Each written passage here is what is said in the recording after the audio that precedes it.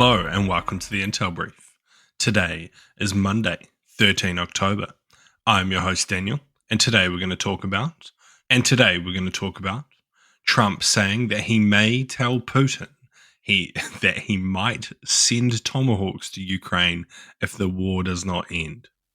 Fucking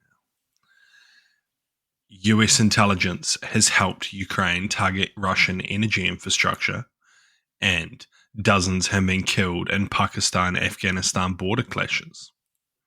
So firstly, President Donald Trump said on Sunday that he may tell Russian President Vladimir Putin that he could supply Ukraine with long-range Tomahawk cruise missiles if the war is not settled soon.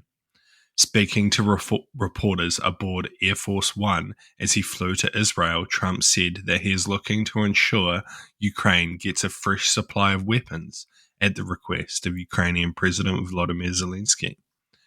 So what? I don't even know what to say here. Like, the way this is worded, that he might tell Putin that he could give Tomahawks to Ukraine. Like, he clearly doesn't want to. We're just trying to now find more things to leverage against Putin to bring him to the negotiating table to try and end this war.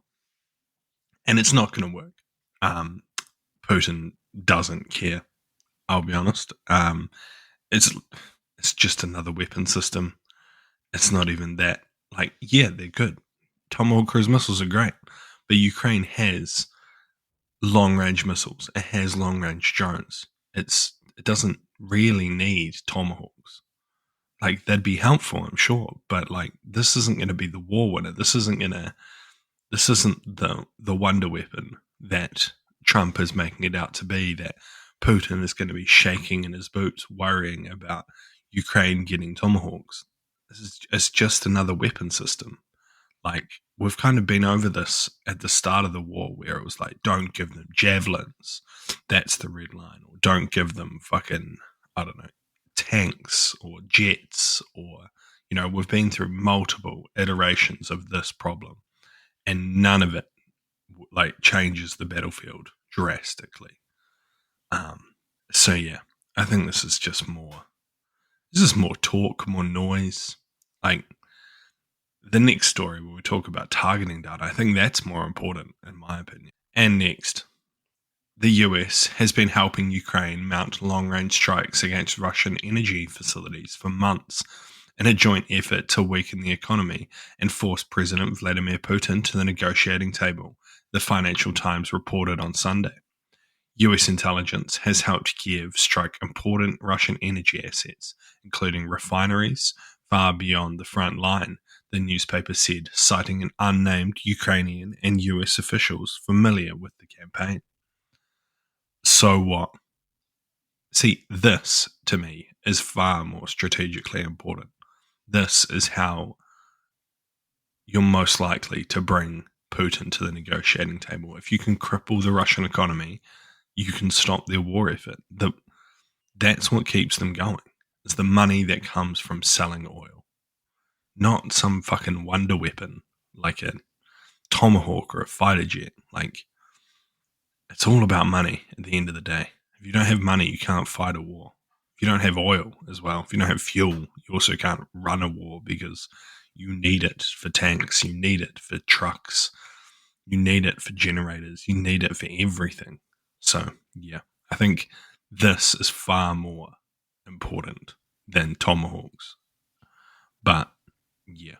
And, like, it's been happening for months. That kind of is interesting. That's an interesting point, because they only recently said that they would do it. So then to say that they've been doing it for months, which kind of lines up with like the uptick in strikes against Russian oil infrastructure. So yeah, it's pretty cool to see. And lastly, dozens of fighters have been killed overnight in border clashes between Pakistan and Afghanistan, with both sides claiming on Sunday in the most serious fighting between the neighbors since the Taliban came to power. The Pakistan military said that 23 of its soldiers had been killed in clashes, and the Taliban said 9 were killed on its side. Tensions have risen after Islamabad demanded that Taliban take action against militants who have been stepping up attacks inside Pakistan, saying that they operate from havens inside Afghanistan. The Taliban, which came to power in 2021, denies that Pakistani militants are present on Afghanistan soil. So what? I mean, this is kind of a roundabout of problems, right? that like the Pakistani militants who are conducting terrorist attacks inside Pakistan from Afghanistan are likely benefiting from the same conditions that helped the Taliban survive from the US for all those years. So it seems highly unlikely that it's going to get sorted. Also, why the fuck would Taliban care? I mean, if reporting is correct, then they're funded by Pakistani ISI, but hey, it's for a story for a different day. So yeah, it's interesting to see.